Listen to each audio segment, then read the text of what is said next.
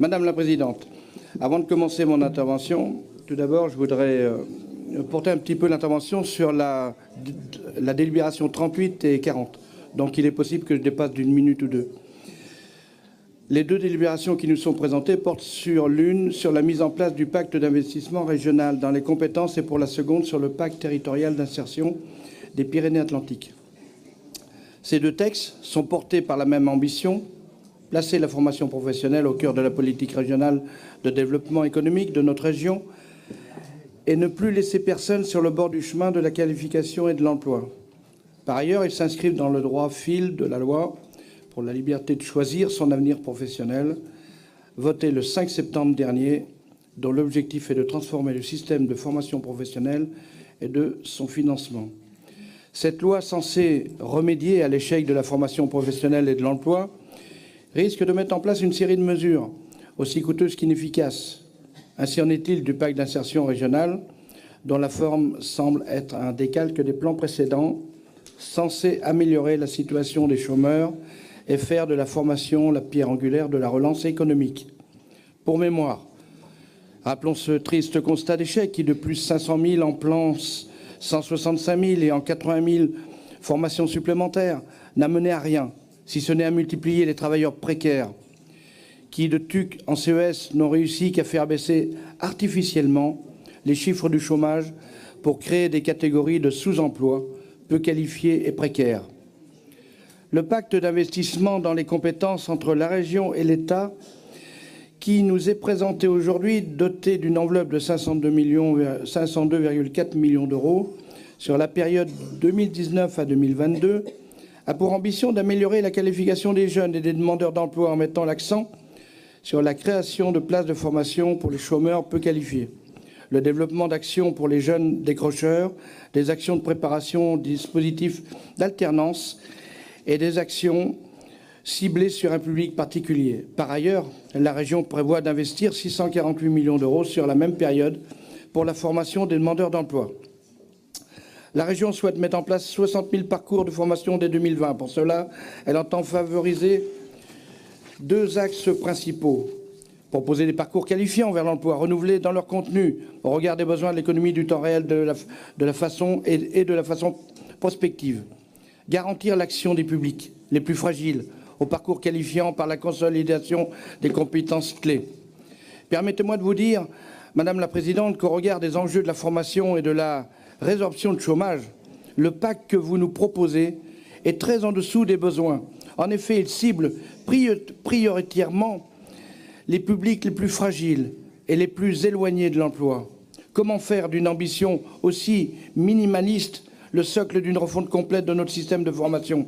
Plus qu'un énième plan, aussi coûteux qu'inutile, c'est bien d'une refonte totale de notre système de formation que nous avons besoin. Celle-ci passe par une refonte complète de nos systèmes scolaires, rendant à l'apprentissage et à la formation professionnelle ses lettres de noblesse, encourageant l'apprentissage dès 14 ans et permettant la mise en place d'un véritable parcours de qualification.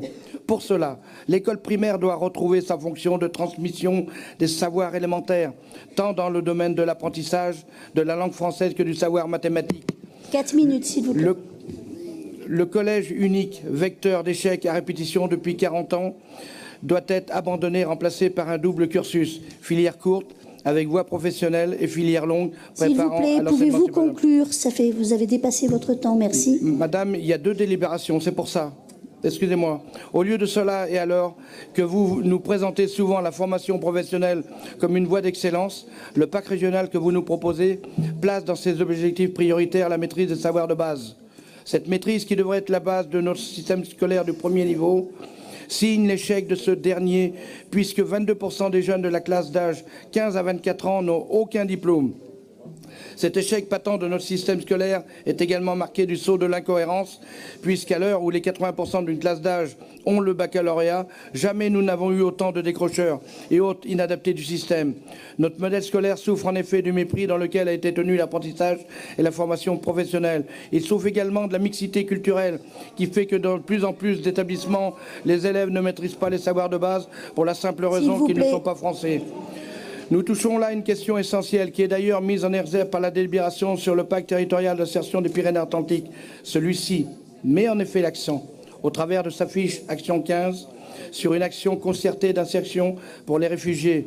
Cette action passe notamment la mobilisation des dispositifs en faveur des jeunes de moins de 25 ans, permettant au public réfugié d'accéder aux dispositifs de droit commun en matière d'emploi et de formation. Veuillez conclure. Mobilisation pendant... Veuillez conclure, s'il vous plaît. Silence, merci. Je vous ai dit au départ que j'avais la 40... Il faut intervenir après chaque délibération, s'il vous plaît. On fait pas un pacte de 4 délibérations. C'est une intervention après chaque délibération, s'il vous plaît. Par ailleurs, à l'heure où tant de Français rencontrent des difficultés de logement, les PTI des Pyrénées-Atlantiques prévoient de cibler 253 logements afin d'accompagner les réfugiés dans leur accès au logement. Dans ces conditions, comment vous faire confiance, Madame la Présidente? Comment soutenir ce projet alors qu'en 25 ans, vous n'avez ni pu, ni su, ni voulu proposer une autre politique de formation? Nos interrogations sont d'autant plus fondées que les décrets d'application de la loi pour la liberté de choisir son avenir professionnel ne sont pas encore parus, laissant bien des points en suspens sur sa future mise en œuvre et sur la place qui sera effectivement laissée aux régions dans ce nouveau cadre. Je termine.